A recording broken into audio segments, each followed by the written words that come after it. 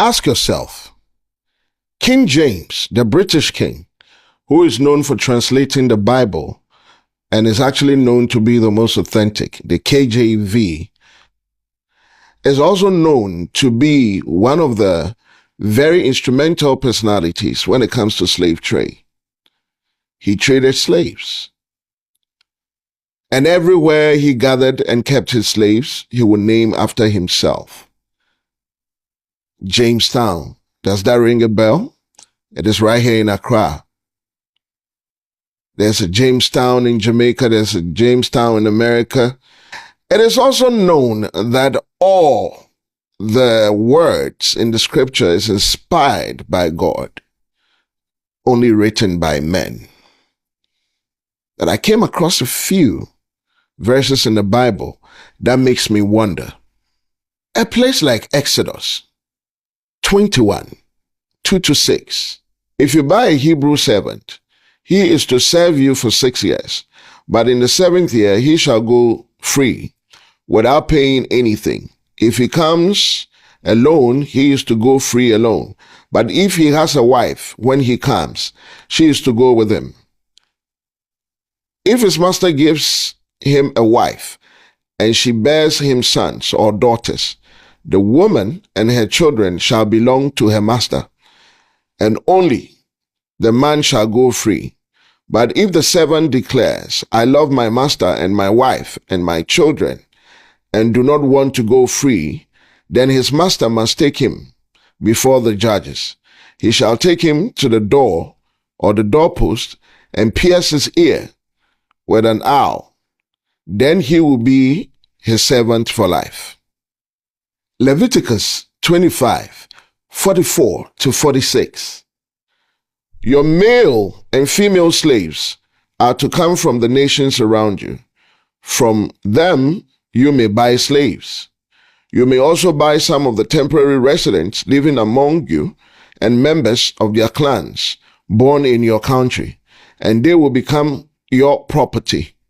You can bequeath them to your children as inherited property and can make them slaves for life. But you must not rule over your fellow Israelites ruthlessly.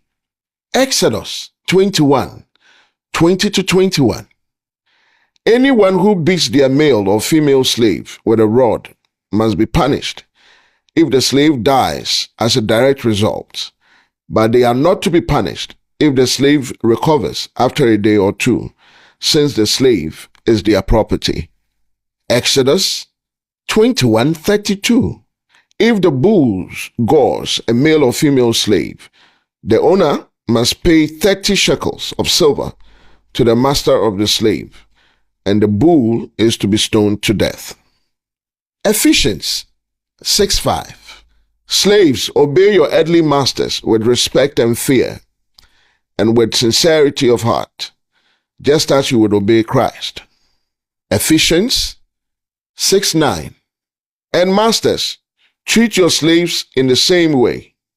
Do not threaten them, since you know that he who is both their master and yours is in heaven, and there is no favoritism with him. Colossians 4:1. Masters, provide your slaves with what is right and fair, because you know that you also have a master in heaven. Timothy 6:1. All who are under the yoke of slavery should consider their masters worthy of full respect, so that God's name and our teaching may not be slandered. Colossians 3:22.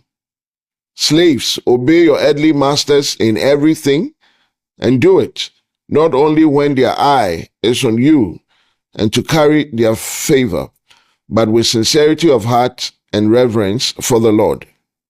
1 Peter 2:18. Slaves, in reverent fear of God, submit yourselves to your masters, not only to those who are good and considerate, but also to those who are harsh. My question is this King James trying to control his slaves? Or is it God speaking?